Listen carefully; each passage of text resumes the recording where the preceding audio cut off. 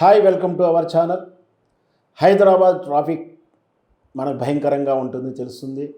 వాహనదారులకు నిన్ననే ఒక శుభవార్త కూడా విన్నాం. అదేంటంటే చాలాన్లను భారీ డిస్కౌంట్ తోటి చాలాన్లో ఉన్న జరిమానాని రేపు డిసెంబర్ 30 నుంచి జనవరి 10వ తారీఖు వరకు 11 రోజులలో మే వాహనాల మీద ఉన్నటువంటి పెండింగ్లో ఉన్నటువంటి అమౌంట్ను రుసుమును డిస్కౌంట్ తోటి చెల్లించుకోవాల్సిన శుభవార్త విన్నాము. దాంతోపాటు ఇంకొక వార్త వింటున్నాం. అదే హైదరాబాద్ ట్రాఫిక్లో సరిబేసి విధానాన్ని తీసుకొస్తున్న ఒక వార్త వింటున్నాం.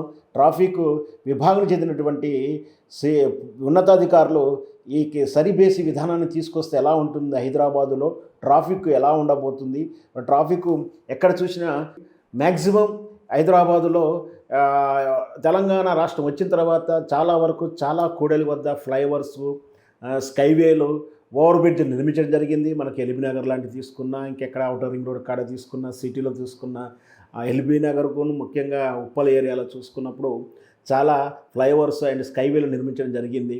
ట్రాఫిక్ను చాలా ఫ్రీ అయితే చేశారు. అయినా కూడా ఇంకా కొంచెం ట్రాఫిక్ హెవీ ఒత్తిడి ఎక్కువగా ఉంటుంది.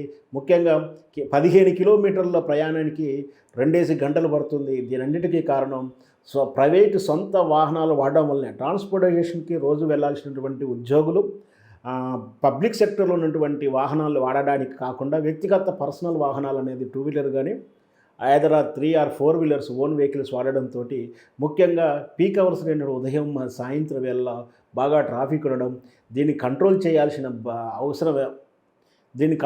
అవసరం ఉందని చర్చలు జరుగుతుంది. చాలాసార్లు సోషల్ యాక్టివిటీస్ కూడా ఈ డిమాండ్ ముందు పెడుతూనే ఉన్నారు. అయితే ట్రాఫిక్ని కంట్రోల్ చేసేతో పాటు ఎట్ ద సేమ్ టైం వాహనాలు పెరుగుతూ ఉంటే కాలుష్యం పెరుగుతుంది హైదరాబాదులో. అందుకనే ఢిల్లీలో ఉన్నటువంటి విధానానికి, ఢిల్లీ ఏదైతే సరిబేసి సంఖ్యను తీసుకొచ్చిందో అక్కడ ట్రాఫిక్ కూడా, ఇక్కడ ఢిల్లీలో కూడా కాలుష్యానికి అధికంగా ఉండడం వల్ల చాలాసార్లు నో వెహికల్స్ విధానాన్ని కూడా తీసుకొస్తున్నారు. అంటే ఎవరు కూడా సొంత వాహనాన్ని ఒక 4 రోజులు తీయకూడదని ఒక విధానాన్ని కూడా తీసుకొస్తారు.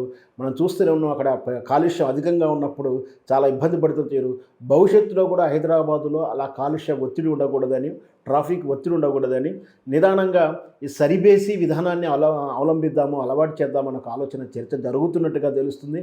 ఇంకైతే పూర్తి స్థాయి నిర్ణయం అయితే జరగలే, కానీ ఈ సరిబేసి సంఖ్య విధానాన్ని తీసుకొస్తుంది. మరి ఇంతకీ సరిబేసి సంఖ్య విధానం అంటే ఏంటి అని చాలామందిలో అనుమానం ఉంది. సరిబేసి విధానం అంటే వాస్తవానికి హైదరాబాదులో తిరుగుతున్నటువంటి వాస్తవానికి గ్రేటర్ హైదరాబాద్ పరిధిలో సుమారు 85 లక్షల వాహనాలు ఉన్నాయి. అవి అన్ని రకాల వాహనాలు కలిపి ఏటా నెల ఇంకా పెరుగుతూనే ఉన్నాయి. అంటే త్వరలో 1 కోటి వాహనాలు అవుతున్నాయి. ఈ 1 కోటి వాహనాలలో సుమారు 60% డైలీ బయటకు వచ్చే అవకాశాలు ఉన్నాయంటే ఒక్క రోజులో 60 లక్షల వాహనాలు తిరిగే అవకాశాలు ఉన్నాయని ఒక అంచనా వేస్తున్నారు. ఇలా అయితే కాలుష్యానికి, దాంతోపాటు ట్రాఫిక్ ఇబ్బందులు ఉంటాయి. కాబట్టి ఈ సరిబేసి విధానం తీసుకొస్తున్నారు.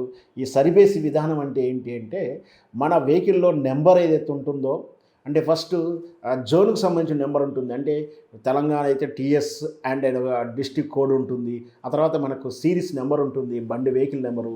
అంటే ఉదాహరణకి టీఎస్ 13 SS అనేది గ్రూప్ ఉంటుంది. అంటే అది మన రీజన్ తెలియజేస్తుంది. ఆ తర్వాత మన వెహికల్ నెంబరు 4 అంకెల సంఖ్య ఉంటుంది. ఉదాహరణకు మన వెహికల్ నెంబరు 4, 5, 6, 7 అనుకోండి. చివరిలో 7 అనేది బేసి సంఖ్య. ఈ బేసి సంఖ్య ఉన్న వాహనాలు, ఇలా బేసి సంఖ్య ఉన్న వాహనాలన్నీ అంటే 1, 3, 5, 7, 9 ఇలా ఉన్న బేసి సంఖ్య చివరిలో ఉన్నటువంటి నెంబర్ ఉన్నటువంటి వాహనాలు కేవలం వ్యక్తిగత వాహనాలు, ప్రైవేటు వాహనాలు మాత్రమే. ఇలా వ్యక్తిగత వాహనాలు, ప్రైవేటు వాహనాలు బేసి సంఖ్య ఉన్నది. బేసి తేదీ నాడు అంటే 1వ తారీఖు, 3వ తారీఖు, 5వ తారీఖు, 7వ తారీఖు, 9వ తారీఖు, 11వ తారీఖు ఇలా బేసి తేదీల రోజులు మాత్రమే రోడ్డు మీదకి అనుమతిస్తారు, వాహనాలు అనుమతిస్తారు. అలాగే సరి డేట్ నాడు సరి సంఖ్య వాహనాలను అనుమతిస్తారు.